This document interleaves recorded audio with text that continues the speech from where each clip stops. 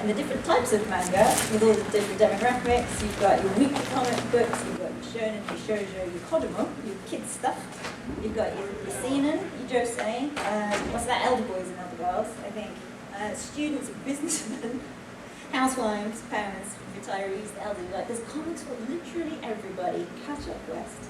And you've got comic book styles, the big A4 page full of boxes, as we all know, full panels. You've got comedy gag strips, similar to Western newspaper strips, but they're called yonkoma, 4 boxes. And of course, there's like 1,000 genres. We are, what would you say, like the first manga you got introduced to was probably shonen? Possibly. I think today, definitely, that's still the case.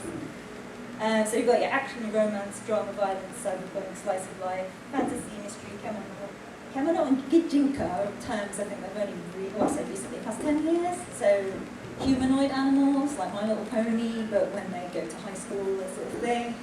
Superhero, we all know, isekai, where you're thrown into fantasy land.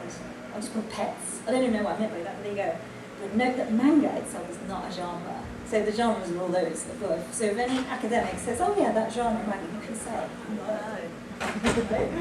It's that good. So manga, oh. If only I could read more Japanese. So manga is sold in Japan. Mainly, you can read it and buy it online. Traditional print, weekly, bi-weekly, monthly, and quarterly specials. These are if you explain to someone that these telephone directories, none of the kids know what a bloody telephone directory is anymore. So how much scroll? What do we say now? A really fat book, really fat magazine that's sold that showcases different short stories. Book section. Japanese bookshops put their manga under the comics section, which I find amusing. And at the bottom, basically, a lot of Japanese bookshops actually have manga import sections from non-Japanese speaking countries. And in the UK, very similar. Have we got a comic shop in there? Yeah, that's Forbidden Planet, which my dad calls a big toy shop. Because it basically sells Funko Pops, not a lot of things. Where's the Waterstones? Where's the Waterstones? Yeah, on there. Yeah, I'm going to say that one. It's very generic. Yeah. But, didn't they get bought out last week? Which renders everything out of date. I don't know. Anyway. So yeah, so we buy our manga in comic shops in book formats, not so much floppies as we used to call them every couple of chapters. Bookshops, comic shops, toy/comic shops. We put our favourite comic shop there, Niche Comics. It shows you visit, very good. But also via apps. Shonen Jump is pretty much the cheapest and most well-known manga app, I think. Is this your bag? Not that. Are you looking for a blue bag? A grey bag. Grey bag? Has anybody seen a grey bag? I got a grey bag. Okay. Thank you. You can try that out more if you want to need more sound. So yeah, as well as online, Crunchyroll, who host a lot of anime, they actually do manga. They don't really talk about it, I think, which is a bit weird. So you can download Crunchyroll manga, as well as Shonen Jump. That's it. There's no real like shoujo. There's none of those other demographics. So pretty much the Shonen Jump. So we've got a bit of a way to go to catch up. But I forgot to put Amazon, obviously. And you can buy random chapters of manga, I found out recently. I was like, that's cheap for £1.09. And it was 2 chapters of a book. Fine. Well, it's good, like, if it's crap, then, it's a quid, as opposed to like 7 or something. United Publisher? United Publications? Yeah. Yeah, pretty much, pretty much like niche and actually their online presence. That's one of the online. earliest online presence, weren't they? Yeah. United Publications has a very dangerous thing that you can sign up to. You can subscribe to a series and they will send them to you as they come out. It's like dangerous. That is. How is that legal? Is that worse than drugs? I don't know. We have so much Drugs don't pretend to have a resale value. So, I think, why is this slide relevant? No, it's not having cheaper and more socially acceptable in manga, I think, as well. It's true. So, why did everybody get into manga? So, for me, I always say there were a lot of comics out when I was about 14, but you had to have read 1,000 issues beforehand and know all of the lore. there was no like Wikipedia to catch up on backstories or anything. So for me it was cute and appealing, really dynamic, something different. A lot of the protagonists were women, even if the comics that I was reading were written and drawn by men. It was just like, that's nice. We didn't really see that much. If you want to know more this is very boring. If you want to know more information on a new subject like volleyball or ice skating, you can read a manga and learn all about it. Many people here know the series I'm talking about. The visuals are very exaggerated, and the way that the panels are laid out, it's just so quick and good and easy to consume. It's not really too expensive for one, but unless you sign up to UP and then just take your credit card, payment. I regret nothing. Comic shops often do free for two. Well, you know, you can just pick up series from the free cycle for nothing. So that's pretty good. They're easily purchased now in bookshops instead of like specialty comic shops, which felt like you needed a secret handshake to go into. I don't know. They were very intimidating, I think. You can actually read it online. You can. You Yes. can Back in the absolutely. day, I lived on the Isle of Wight. Had to go to some dodgy bloke and Worse than through cardboard boxes. And you have no idea what was in there. No idea. I had my eyes open. Again, I Very regret nothing. open-minded just. And nowadays, the anime may be available on Netflix already. So it's easier to access anime now, like so easy. So if you go into the bookshop, you're like, oh, I've seen that title on Netflix. Oh, so it just seems to be easier now, thank God, to access manga. So those are my personal reasons, I think, why mangas gain popularity. I still give this talk to librarians because they still do things like put Battle Royale in the kids section because it's like, it's a comic book and comics are for kids, and I'm like, no, please no. Unless you want your kids to learn fun things. So, before I get to my waffle, so I was just gonna like have a pause and a break, and what got you into manga? What was your first thing? Like, if you have any different or reasons why? You're like, oh, it just looks cool, you know? Localised cartoons in the 80s followed the aesthetic. Exactly. You could tell that those co-productions were not made in America, and those surnames certainly didn't sound Western. Absolutely. Well, Sometimes if you were into RPGs, the game stores say, hey, if you're into this, have you ever heard of this thing called Akira? I know you're only 12, but it's 18. Sure, it'll be right up your alley. Absolutely. Interesting, it's the stories. The stories are very different. I offered something just completely different. it had, I went to, it had a bunch of genres that the Western stuff just wasn't making. Like, you couldn't even find anything similar to the stories they were telling in previews. So No. you knew it was just new and interesting. Previews magazine, that's a very good point actually. Does everybody here not know what Previews magazine is? Or was? Oh. So it was basically the Argos catalogue of comics every month. It was a telephone directory catalogue, newsprint as well, which was great. So to find out about new anime and manga, if you weren't on the internet, you'd go through Previews magazine, see what was being translated, and it just give you a little tiny paragraph of what's coming out. And sometimes that was enough. That was like, Yeah. that's great, I'm going to order that. So yeah, so I went down a bit of a rabbit hole for this. Bing. So we're like, manga, comics, going backwards. Japan has always been a very visual country. Probably the first Japanese art, maybe. But maybe that's an assumption, I don't know. Woodblock prints of Buddhist scripts. 1608 were the first printed books, ukiyo-e. So everybody's seen Hokusai's The Wave. I guess Japan was very forward thinking and started making printed books and selling them and renting them. There was a lot of rental library offerings. I'll get to that later as well.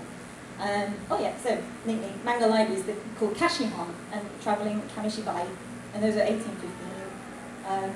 Lots of woodblock prints have some paragraphs of text as well, very similar to, I guess, how our comics for people who don't like to call comics comics. I'm thinking of like Posey Simmons and Guardian kind of comics. You'll have an illustration and then some dialogue underneath. That's basically the same kind of layout as woodblock prints.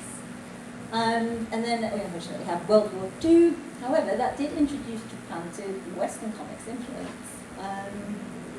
So lots of television anime begins because there were a lot of younger kids that would read the comics distributed by the soldiers occupying the country.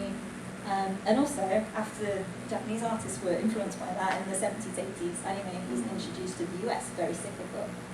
So comic conventions, like anime and manga conventions as we know them today, even in Japan, stemmed from science fiction conventions. There was like, big on movie sections, fantasy, sci-fi, Western comics, and yeah, there was a little homebrew Japanese fandom, in the corner. They started in Japan 1962. Daikon 3 and Daikon 4 are probably the most well-known Japanese anime conventions because there were a whole bunch of nerds, less than very dedicated nerds, who eventually went on to form Gainax, and half of the staff are now working for Trigger Animation Studios. They did their own homegrown animations. They're like 3 or 4 minutes long. They're on YouTube, Daikon 3 and Daikon 4. And they're bananas. They are bananas. You can just imagine loads of blokes sat around animating, buying acetate, stapling holes in them, doing the line up, flipping them over, painting the cells, putting them under a VHS recorder, clicking a button, next. They're doing this at home. Amazing, but also like, what's wrong with you? So that kind of, yeah, it was. And very energetic, and no mainstream person, company would be doing that. So that also kick-started a whole bunch of videos, home rentals, all sorts. And that home video anime market developed. Because again, it was actually just kiddie stuff, but there were a couple of other specific animators that just wanted to do their own thing, so yeah. And then today, I just skipped the name today. Global translation and distribution of manga with world webinars. And I'll throw the internet in there as well, but not today. Okay. So yes, we talked about woodblock printing. Everybody's seen that. I actually had that on a Swatch watch when I was 14. Everybody knows what that is. If you don't, get out. So here's a nice woodblock print of like everybody, a bit like the Gainax guys actually, sat around in their office making, gluing, binding, spot colours, just kind of, I like to think this is like Yield and Dojinshi circle, they're making their own fanzine. So Kamishibai was a way of travelling storytelling. It was, when Japan was bombed, nobody had any money. There were people that went around telling amazing stories. This is actually something called Golden Bat, and I think history is saying that was probably Japan's first superhero / comic, maybe. Definitely Japan's first superhero. There's a really good video on YouTube about it. And yeah, the narrator tells the story, shows the image, a bit like a storybook, and then takes the image out. The next picture happens, the narration continues, etc. So think of it as travelling manga, maybe. But yeah, here we've got some funny pictures. That book called Irresponsible Pictures. Here we've got another travelling library where we've got someone carrying their entire library on their back, buttons of steel. And here we've got some really cute kids reading, devouring their comics from the library, whether it's a Kashikon or a static library. And I think this is Treasure Island, which was like so massive, and it really, really influenced Osamu Tezuka, who is widely considered to be Japan's Disney, but I'll come to him after this slide. So this I found really fascinating. So these were the characters that were introduced to Japan via the US occupation, mainly Max Fleischer, Betty Boop and Popeye, and of course Disney characters. And that really didn't take very long to find on the internet. But the big eye thing, Tezuka was obsessed with Disney. I think there's somewhere he's written, he went to the cinema like 50 odd times and sneaked his sketchbook in there. No VHS to pause, like us poor old sods. You had to go to the cinema and copy whatever Disney film was going on. But he was so inspired. And randomly, Tezuka later created the official Japanese adaptations of Pinocchio, Bambi, and probably a couple of others. So, full cycle. And the Mickey stuff was a Uniqlo collaboration from a couple of years ago. But yeah, Tezuka was massive, pivotal, businessman. Wasn't he an ex-brain surgeon? Ex-doctor for sure. And he just decided to stop all that brain surgery and go on doing comics. And I was like, oh, that's solid. So he created Mighty Atom in 1952. And it was Japan's first ever weekly anime. Big news. And what I found quite fascinating that I found out here, it was exported to America and aired in June, the same year. Random. I would have thought it'd come out like 10 years later, but no, the same year. And randomly, children's BBC gave the 2003 version of Astro Boy. There's not many British kids, I think, that have heard of Astro Boy. You go through the history of manga in America, of which this is not at all about, everybody's heard about Astro Boy. So what did we get? Marine Boy. Marine Boy. Ta-da. So 1969. Thank you to Leia, who has done this amazing timeline of anime in the UK, even though it's manga. The first anime was Marine Boy. So it's not technically the first manga, but the first, anime-inspired, manga-inspired comic we got was Battle of the Planets, which most people over 35 remember. In the 80s, we got these animated co-productions, Thundercats, D'Artagnan. 1990s, still didn't really have the internet by then, it was video game reports, and video game magazines were really pivotal about, they took photographs of the beautiful game booklet artwork, the box art, because Japanese companies were a little bit more, they took a lot more care than we did. That's another talk for another day, 90s video games box art. But that was basically the first kind of introduction I think most people in this room got. The globally animated co-productions that we got from Castlevania, Lucy's, Galaxy High School, Muppet Babies, even Muppet Babies, which is, is a Western Japan and stuff, it was animated in Japan. Oh, wow. And Mask, and then the Mask. All theme tunes, all bangers. Where's the Serious Cities? Yeah, I'm sorry, I left that off.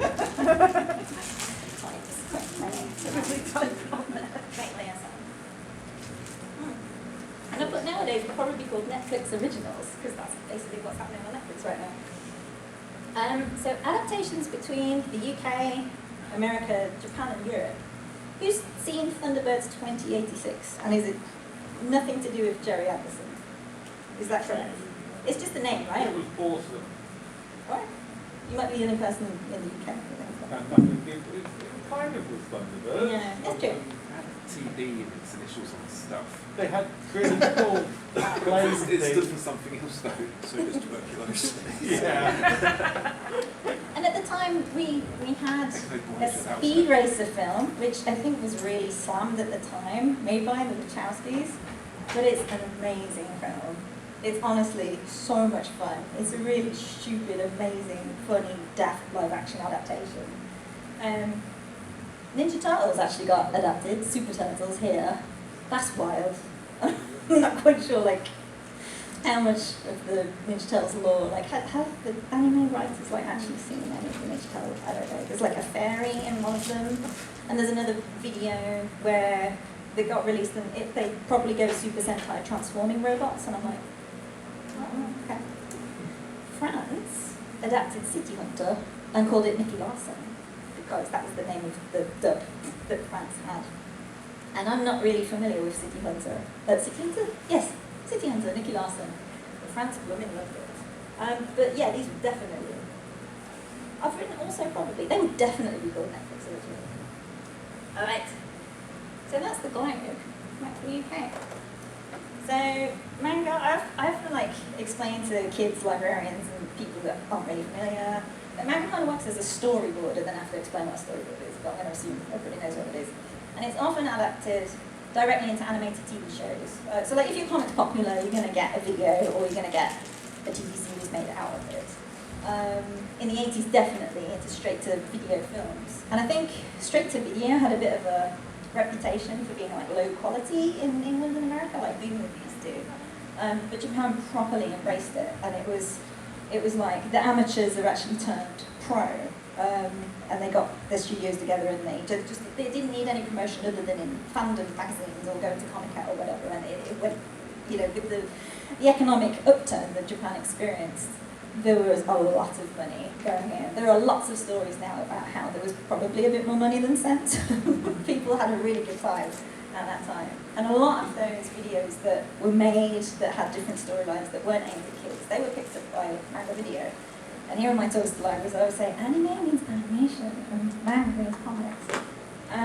So yeah, it's what, manga entertainment now? No, it's not even that. It was Funimation, and last week it's now Crunchyroll. What's going on? I think my slides are out of date in a week. It's crazy. So we watch anime now online, basically, don't we? We stream it. And got all import DVDs, Blu-rays? Blu-rays, for sure. Pretty much that. Okay. So, in England, what did we get? So, well, there were millions more comics that were able than we went out. I'm not sure how many folks here would remember TV Comic, but that was the first, like, comic anthology, I guess, that had Battle of the Planets. Looking magazine I used to get a lot. That ran for ages, like into the late 90s, I think. Yeah?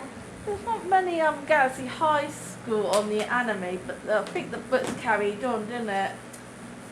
So we had one season of Galaxy High School. If anything's due a remake, it's always Galaxy High School, I think.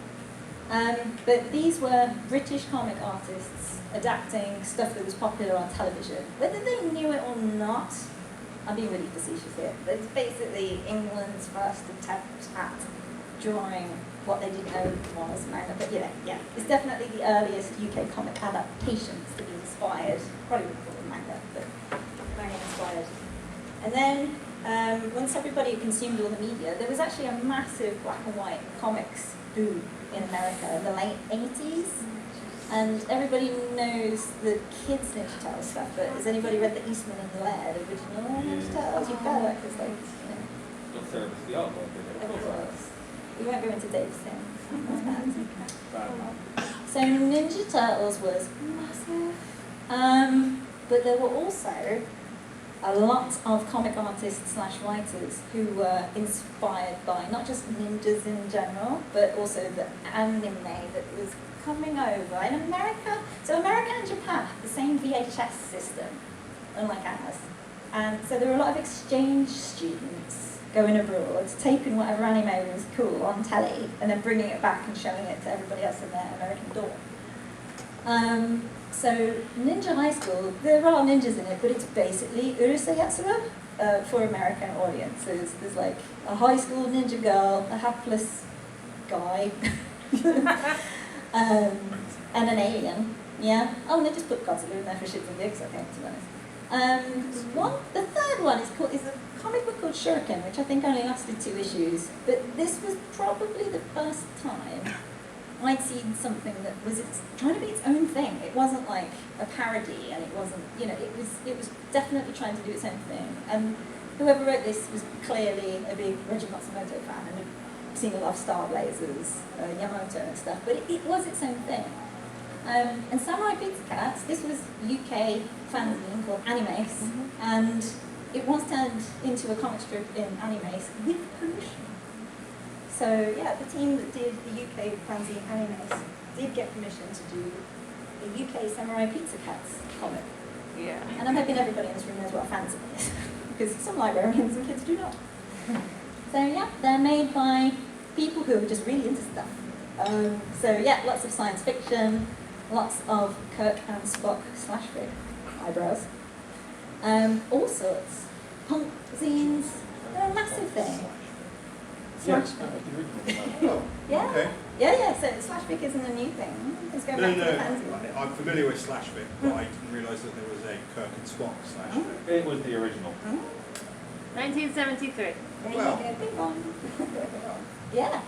But you could basically get people making fanzines. You'd send off, what would you send off? Postal order? Some coins taped to some cardboard, hoping that, no one nicked it. And a self-addressed envelope, and you get your fanzine back in a mail whenever that happened. But there was lots of information. It wasn't just pop culture, it was stuff like, domestic violence and, punk subcultures and things that would, LGBTQ. It would list phone lines and places where if you needed to speak to, really useful, helpful social things that mainstream media just wasn't offering. And it was sometimes only right into an address in the back of some music magazine or somebody else's sci-fi magazine that you would actually get that. No Google, I think that was what you would have to do. Here's another picture of Daikon if you just come in here. All around the world, fans are connected with the fans. Comic cons, the Jinchi fanzines, the homebrew animations, and puppet shows, which is where Starfleet comes in, because Japan really bloody loved Jerry Anderson. His name's just gone out of my brain. Hideaki Anno, there you go. Hideaki Anno has only recently found his first television editing / directing job, which was splicing together episodes of Thunderbirds puppet show to make a Japanese Japanese television movie. And everybody thought this had been lost. Someone found it late last year, so he's doing like, he's doing like Shin Ultraman, he's doing Shin Thunderbirds, or whatever it's called. Like, honestly, and he's like, oh great, I can do it in HD now. So he's just going to recut what he cut. It'll probably be like 3 hours long, and throw something else in there. But yeah, and video games as well. If you wanted to talk about the video games from other countries, actually, Telefib, that was actually covered in a couple of later magazines, but not at the time. And I'm going to be really selfish here because I was involved in anime babes for my own thing. So fan magazines, yes, they've got that long history in pop culture fandom as well as non-mainstream culture. So Anime UK, obviously it doesn't run anymore, but it was the UK's first dedicated magazine that started off as a newsletter / fanzine, and talked about other stuff that we hadn't seen or heard of. There were specific video game fanzines. There were a lot of Japanese role-playing games that weren't translated. Like, Japan had Final Fantasy for years and years and years, didn't it? But I'd never even heard of it until Superplay started talking about it. And then students were studying Japanese, importing games, and talking about, maybe not so much walkthroughs, but just talking about these types of games that nobody really heard of. Anime Babes was our female-focused fanzine, because all we were getting at the time was like, tits and violence, manga video violence, and we were some 15, 16-year-old girls going, so what about Sailor Moon? That exists, and nobody really was talking about them, so we were like, yeah, we're going to do our own fanzine to talk about it. So Anime UK turned into Anime FX, and then that stopped. Sad. Manga Mania was probably the UK's first anthology to officially put manga translated comics on mainstream newsstands. That also turned into Manga Max, and that stopped. I'm putting Superplay in there because it did so much to talk about import games, JRPGs, etc., etc. And of course, before the internet happened, that was literally, apart from the fanzines, in the mainstream, that was all the information that was available from the high street. You couldn't get imagery, you couldn't get, synopsis unless you had previews magazines, but that was it. And pretty much now, I'm grateful for Neo magazine, but is that the only mainstream UK magazine covering anime manga? We're still going. We're still doing a great job. And so, first manga in UK bookstores. We got a lot of imports like we do now, like Viz Media, Dark Horse Manga, I think, or a couple of others. But again, they were all imported. But the first UK groups / companies, Bloomsbury did Iron Fist Chimney, and Iron Fist Chimney wasn't even translated in America. Someone clearly really bloody loved this book and convinced someone at Bond Street to translate probably 8 or 9 volumes of it. And it's like a 40-yard manga run. So I got to book 8 and I was like, oh, that's all we're getting, isn't it? But that's fine. It's not in print anymore. I don't even think it's in any American companies put of it. Chimney was really popular. It's not the same size as in Japan, but it was really popular. But I'm very, very happy for people to correct me, but I genuinely think that was the first time a British company translated manga. I think. Box Tree translated the first 3 books of Ranma into 2. I don't know why. And the graphics are really bad compared to the original one. But even though that wasn't a direct translation, it was an adaptation, I suppose. I think that was probably the second. And then a whole bunch of us, a bit like Gainax, animating. I read all of that. Sweat Drop Studios is a group of people making manga-inspired comics. And we got ISBNs, and we got manga into British bookshops, and as far as we're concerned, we were the first as well. So it's still amazing. Like, I'm still so proud of all the work that we did for that. Swag Drop was my first kind of encounter with manga growing up as a side note. I did not know. That was pre-knowing you. Wipes tear. That's warmed my heart, honestly. Because the whole point was like, we love these comics. We want to make our own comics. And Itch Publishing, I don't think Itch are going anymore, but they also did similar things, didn't they? So yeah, moving on in the 2000s, that era. So there were lots of manga competitions, and there's a lot of things to say about Tokyo Park and the contracts and things like that, but they were pretty much the only publisher at the time that was making time and mentoring artists who were very much influenced by anime and manga. The Rising Stars of Manga ran for 8 books in America, and the UK and Ireland actually had 3. We were very, very lucky and grateful to have that, unfortunately. Tokyo Pop also created difficulties and an unintended stigma because they called it original English language manga. And then there were a lot of online purists challenging, what is manga? And it unintentionally diminished the works. Like, these are the possibly subpar titles, whereas we're importing the quote real stuff, and it was sad, and then financial crash happened. And then the internet also ramped up as well. And there was a lot of crazy shenanigans happening on the internet. There was a lot of scanlations, unlicensed pages and translations of Japanese manga that had not been published, probably still not published officially. It was free manga, but there's no such thing as free. So yeah, unfortunately, Japanese publishers didn't really get on board as well with sorting out global distribution rights. Internet was very early. Nobody really knew what the score was. And even now, there are still some titles that you can only get in print. And I don't quite know the reasons behind it. It's business is business. It might have something to do with early contracts, digital rights. It's a bit of a mess, and it's a bit sad. We still have so many more titles that have been translated over the past 20 years, but this has still affected a lot of stuff today. So there are people that are supporting manga-influenced/inspired comics, but it's just kind of comics, which is fine. Scholastic are actually the biggest publisher of graphic novels for kids, and they actually outsold Marvel and DC in graphic novels last year, lol. Boom Comics, I don't even know what they've done. What has Boom Comics done? Put them in there because I know that they're a copy. I'm looking at Morak, like I think Morak's going to know.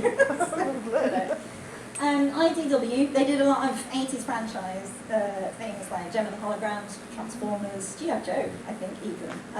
And they've got, they actually used to do, IDW used to do G.I. Joe and Transformers and Sonic the Hedgehog. They're going to be going bust. oh, that's tragic, really. And Sonic the Hedgehog was a more recent one, was it? Tragic. So, they were actually putting money, writers, artists who had grown up with the franchises and really loved them and knew the lore inside out, and the comics that they made were amazing, but it clearly hasn't been enough to keep them afloat. These originals are basically doing what Tokyo Pop Rising Stars of Manga tried to do, but I think I've only seen 2 titles so far, so that's happening. Got a lot of indie publishers, or indie publishing, sorry, we've got Kickstarter, we've got Indiegogo, Patreon, Tapas, Webtoons, I forgot to add here, and also digital zines, and Amazon as well. So pretty much these are the places, instead of doing your self-addressed envelopes and so on, you can just go to Amazon or go to Kickstarter and get your Western anime and manga inspired comics. So I think the way forward with UK manga, or being influenced by manga. So yeah, these publishing models are changing very slowly. We've got a lot more manga, it needs to be translated, just to show what other genres and stories there are out there. It's no wonder that people think that comics are a genre when all they see is superheroes, That, where's our manga about fishing, for heaven's sake? Thanks to He drew that up. You'd be writing it, I won't.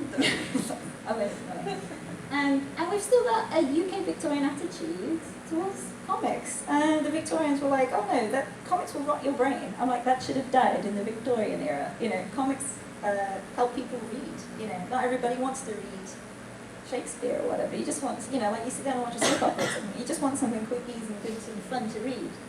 And as mentioned, the publishers need to adapt to print versus digital faster and get behind cultivating new talents. There's like indie publishing and like celebrities and established artists, and there's nothing in the middle, and that makes me very sad.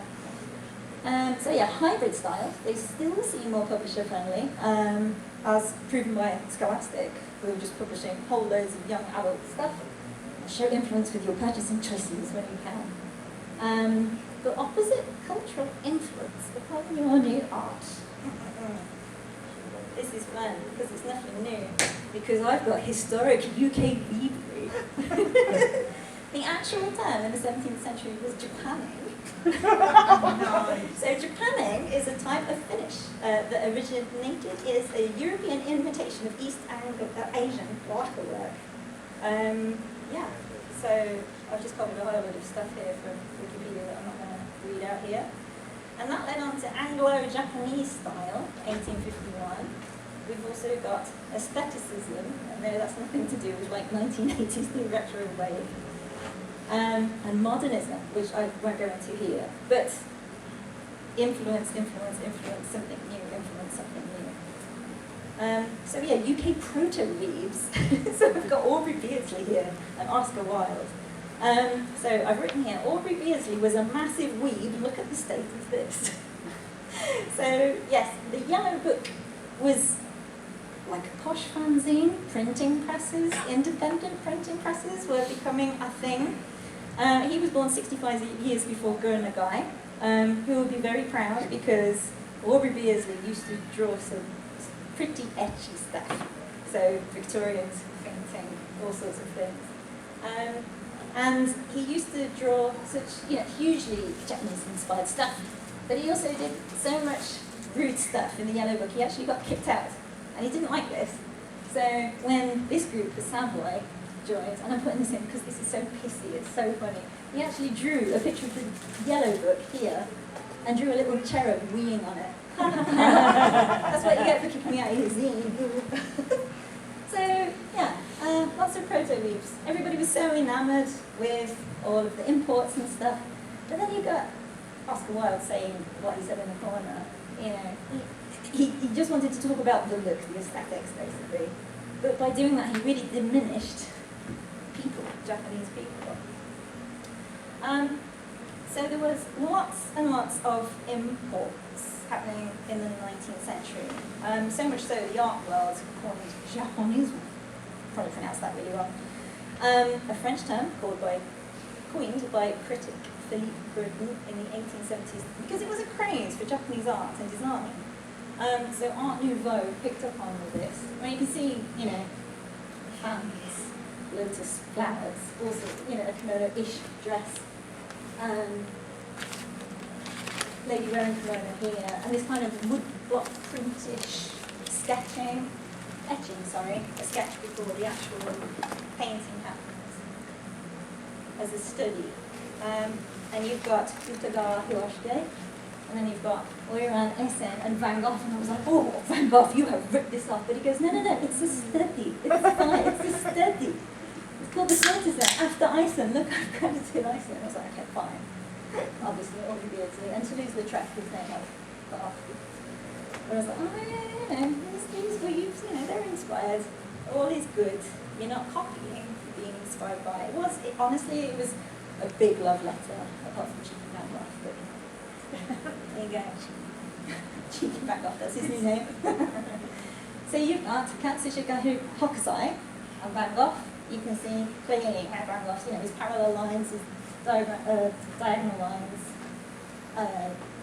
Halfway through, you know, you've got your vision, your line of vision here, halfway through. And then you've got, well, we've got Suzuki, Harunobu, another Vincent van Gogh. So you've got, again, the diagonal lines here, and then your vertical lines here. And then you've got this kind of pattern here in the background, and Van Gogh was kind of doing his own pattern here. It's like his screen tone backgrounds he's put in. There you go. And it wasn't just, the guys, it was Mary Cassatt as well, who was also influenced by Kikadara Utmaro, sorry. Putting mother and child, and the fondness and the tenderness, but, using the same inspirations and bringing it over. And then a bit more Western movie. So, gone from UK to Europe and America. I actually still haven't seen the Mikado. No, so I think that was 1932, Gilbert and Sullivan. I thought I'd put some Mikado and Pocky here. So yes, famous musical written by a Westerner. Again, just using the aesthetics, not really, unintentionally, but not really, what's the word? Again, just using aesthetics and not really depicting Japanese people as people, unfortunately. But weirdly, Mikado, same title, Westerners associate with Japanese stuff, so that's why they picked Mikado to describe Pocky. Does everybody know why Pocky's called Pocky?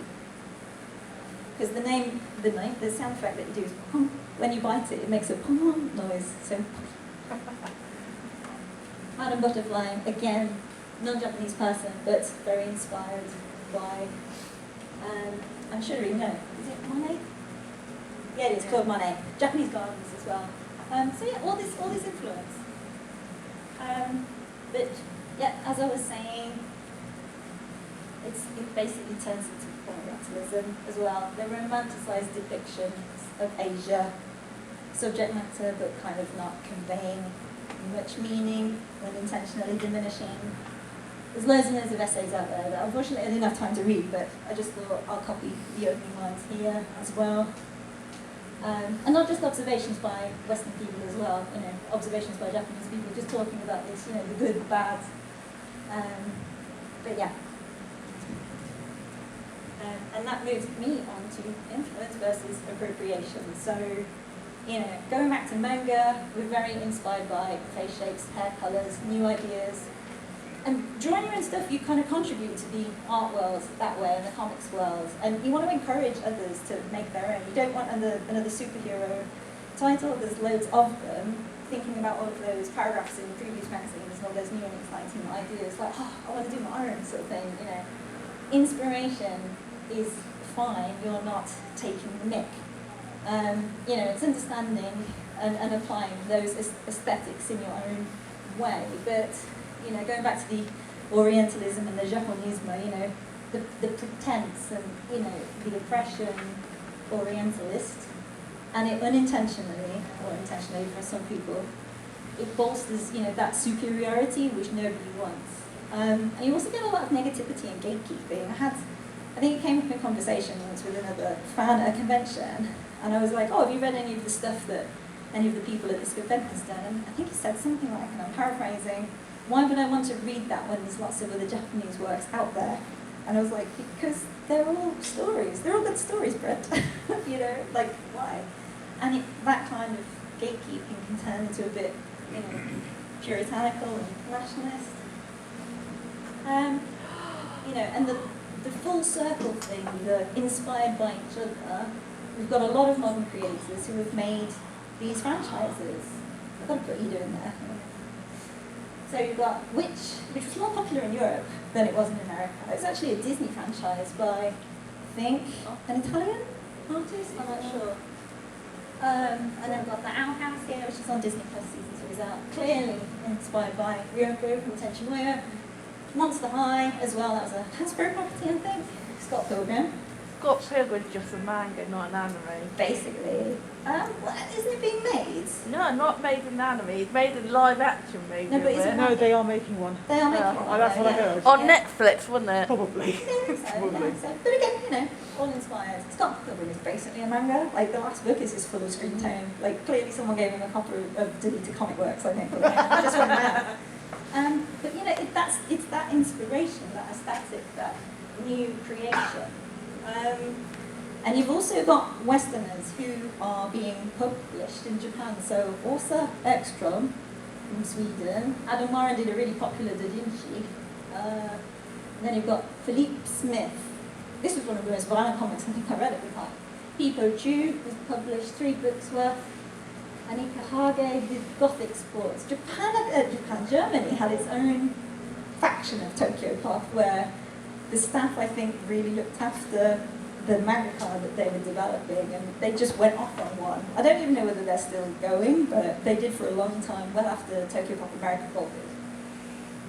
And these two are the Viz original titles, which I think they've only just come out. I'm not sure how long they are, but we've gone full circle. So yeah, conclusion. The manga guide to statistics is a thing. So traditional art, inspirations and styles, fashions, it's encyclical. So the popularity will rise and fall, but hopefully it will keep rising even if it has dips. Because everyone's got better accessibility. And also don't be a colonialist tool. Yeah, there you go.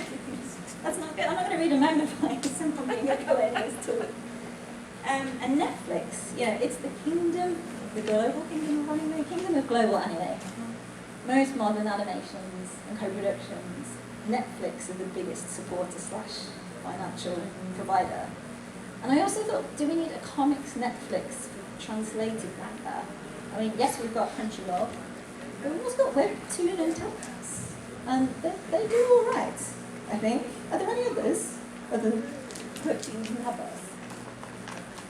There's a couple of others, but they're much smaller. Yeah, these have the biggest traction, I think, don't they? And they publish manga-inspired comics from everywhere. Korea, China, some Japanese, Western. And I saw someone, there was a bit of a debate on Twitter about the whole, do we call it manga? And I think nobody cares anymore. And I think someone said, do we just call them web comics now? So I'm like, has it come back full circle? Maybe that's how we call our comics that have just not been influenced solely by DC or Marvel anymore.